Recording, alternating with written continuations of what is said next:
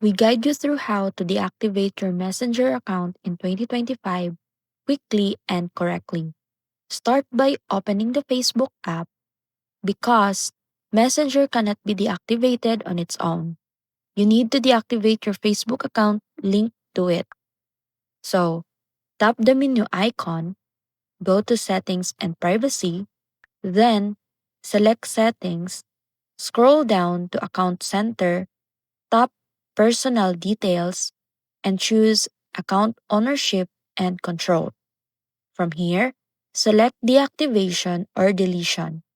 Pick the Facebook account connected to your Messenger and choose Deactivate Account. Follow the on-screen steps, enter your password, and confirm.